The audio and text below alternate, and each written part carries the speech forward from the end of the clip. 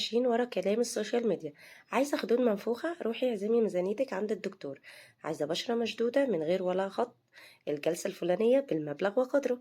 وبنفتكر ان الجمال لازم يكلفنا الشقة والتعب كله. بس تعالي هنا لحظة واحدة. ايه رأيك ان الجمال الحقيقي والنفخ اللي على اصوله والبشرة اللي بتلمع كأنها مراية ممكن نعملها بحاجات من ركن المطبخ ومن غير ما ندفع مليم واحد في عيادات النهاردة او في عيادات التجميل؟ النهاردة السر انفض والوقت جه عشان نعمل الفيلر الطبيعي في البيت من غير إبر ومن غير دكاترة ومن غير ولا جنيه زيادة. ركزي معايا بقى عشان اللي جاي ده هيقلب ترابيزة الروتين اليومي كله. اللهم صل وسلم وبارك على سيدنا محمد. أهلا وسهلا بكم في قناة وصفة مع سهر.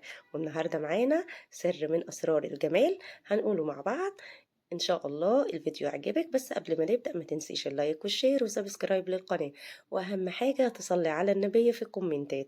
اللهم صل وسلم وبارك على سيدنا محمد.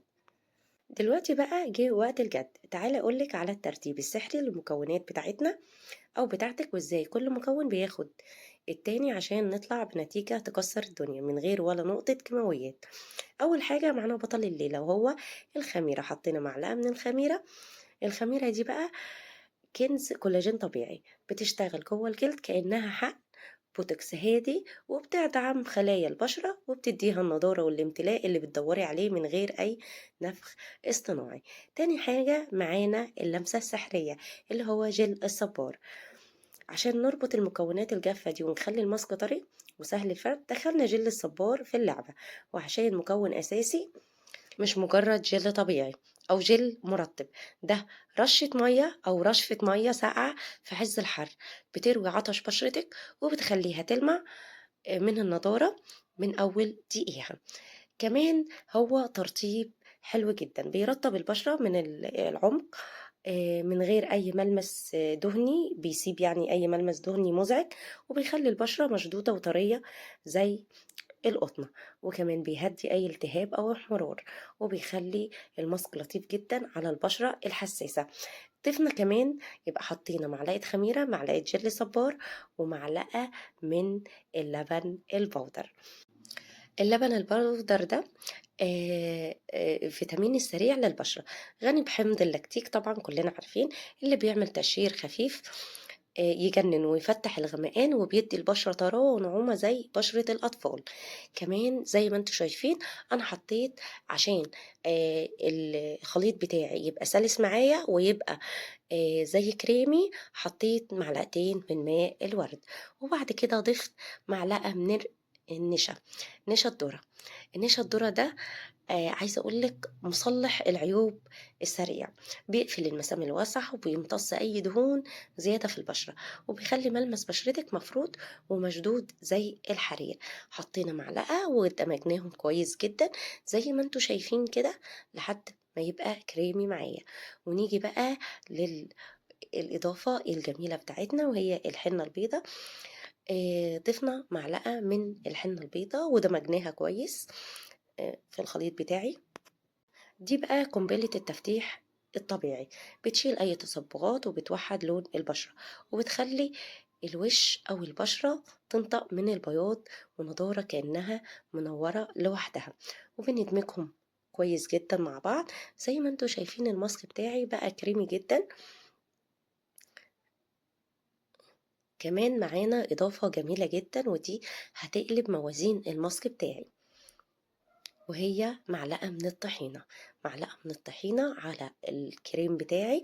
الطحينة هنا هي السر الخفي، مليانة زيوت طبيعية وفيتامينات بتغذي البشرة بعمق شديد، وبتدي الماسك القوام الكريمي الغني اللي بيخلي البشرة تشرب الفوائد دي كلها مرة واحدة.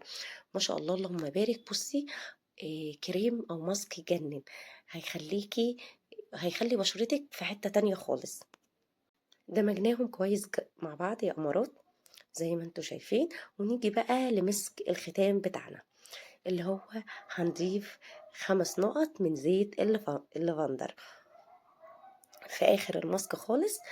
مش بس بيدي ريحة هادية وساحرة يعني، ده بيروق الدم كمان مضاد للالتهاب، وبيدي البشرة بيهدي البشرة جدا بعد الماسك، وبيخلي الجلسة كأنك قاعدة في أرقى صالون سبا وانتي في بيتك.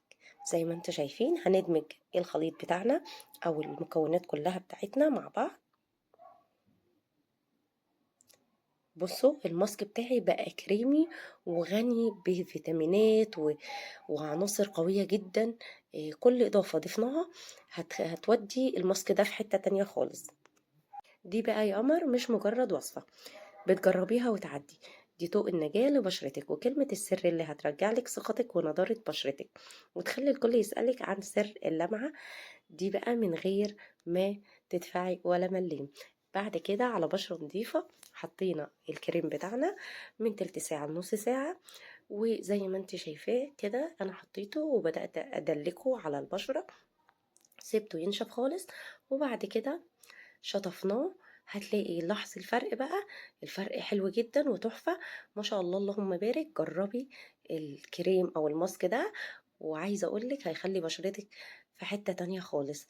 اتمنى يكون الفيديو عجبكم زي ما انتوا شايفين، وما تنسيش رأيك في الكومنتات، وكمان تصلي على النبي ودعوة حلوة منك. يلا بقى جربيه وشوفي النتيجة، واشوفك في فيديو جديد. باي باي.